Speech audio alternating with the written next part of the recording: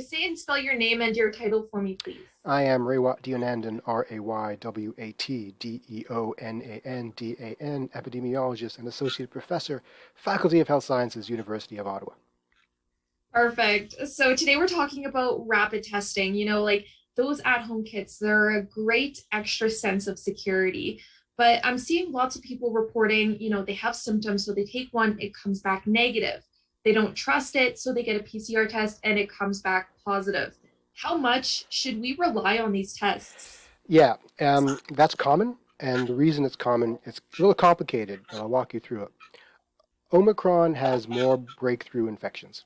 It's affecting more vaccinated people than Delta did, which is an interesting thing to say. It doesn't mean it's affecting vaccinated people more. No, it just has more breakthrough infections. Vaccinated people are going to mount an immune response earlier than unvaccinated people.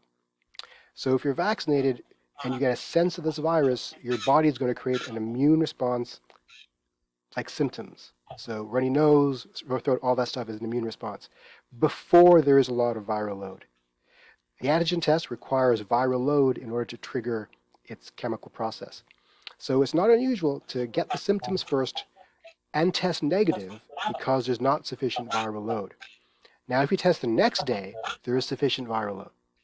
So what people need to do is when they get symptoms, if you want to test right away, that's great, but it's better to test the next day. The first day, assume you've got Omicron. Just assume, because you probably do.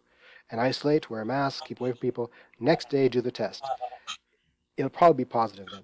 If it's negative, have some distrust of that as well. Because if you are symptomatic and you test negative, there is about a 91% chance that it actually is negative. So it's a 9% chance that it's not. Right? So the trick here is to use the rapid test to establish a negative status. If you test positive, take it to the bank. You're positive. If you test negative and you're asymptomatic, do it again the next day and confirm it. Then you're fine. I don't think we should be rushing off to get PCR tests unless it's physician recommended or unless public health recommends it. There's a shortage of PCR tests. Reserve them for clinical purposes. The rapid test can do the job for the rest of us so long as you're not in a special circumstance. So, with how transmissible Omicron is, it's almost safe to say that if you get COVID, it's more than likely Omicron.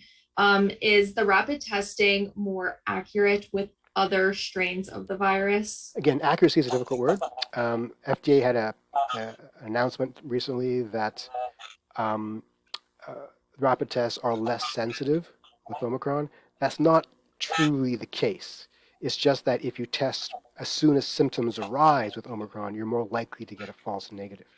So in that sense, sure, there's reduced sensitivity. But it's all about when you do the testing. And if you do it in the window that I've described, the rapid tests are um, highly specific and they're sufficiently sensitive. Right. And you said they're about 91% accurate before? There's something we call the positive predictive value and a negative predictive value, not to get too deep into the statistical woods, but if you're symptomatic, there's a 100% chance that your positive test is a real positive test. If you're asymptomatic, it's probably like 92%, but given the amount of Omicron in the community, it is probably 100%. So if you test positive, take it to the bank. If you're symptomatic and you test negative, don't take it to the bank. It's about a 91% chance that it is actually negative. So I would wait and test again. If you're asymptomatic and you test negative, there's about a 97% chance that you actually are negative. Again, I would wait and test negative, test again the next day. So confirm the negative test. You don't need to confirm the positive test. Take the positive test to the bank. All right. And so you have symptoms, you test negative. Should you still stay home and quarantine until you can confirm? Yes, yes. I think if if you got symptoms, you should test again the next day. If it's still negative the next day, there's a good chance either it's you haven't got COVID or you haven't got sufficient viral load to be a threat to others. The rapid tests don't test whether or not you're infected. They test whether you're infectious at the point at which you take the test. So in 2 days in a row with symptoms and you're not infectious, you probably are never going to be infectious. This is all about probabilities, not certainties. Right? And we have like 3 ways to assess whether or not you're infectious. Do you have a known exposure?